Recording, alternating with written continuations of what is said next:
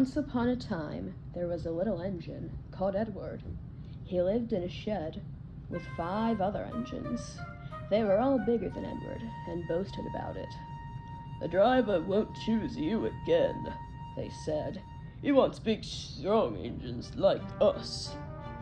Edward had not been out for some time. He began to feel sad, while the other 5 engines, Edmund, Croven, Alfred, Wilson, and Gordon, kept boasting.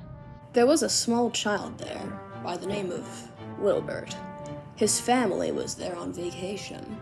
He saw the other engines boasting to Edward, so he decided to go talk to some workmen, which happened to be his driver and fireman, about it, asking if Edward could be the first engine out today.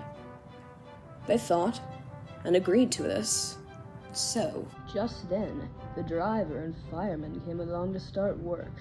The driver looked at Edward. "Why are you sad?"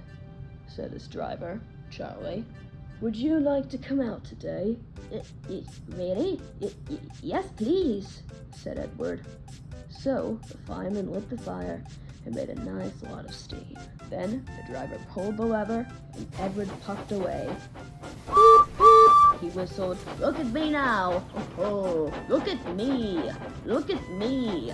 Look at me!" The others were very cross at being left behind. Away went Edward to get some coaches. "Be careful, Edward," said the coaches. "Don't bump and bang us like the other engines do." So Edward came up to the coaches, very, very gently, and the shunter fastened the coupling. "Thank you, Edward," said the coaches. "That was kind. We are glad you are taking us today." Then they went to Vickerstown Station, where the people were waiting. "Beep, beep," whistled Edward. "Get in quickly, please." So the people got in quickly, and Edward waited happily for the guard to blow his whistle and wave his flag green. He waited and waited, but there was no whistle, no green flag.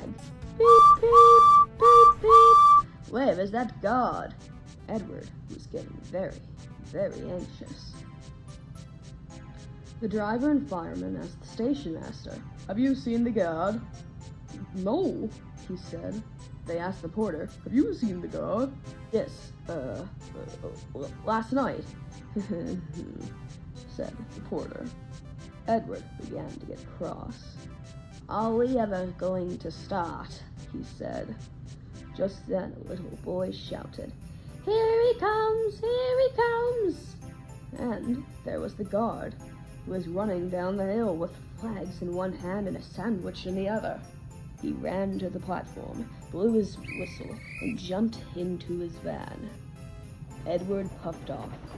He did have a happy day. All the children ran to wave as he went past them. He met old friends at all the stations. He worked so hard, the driver promised to take him out again next day.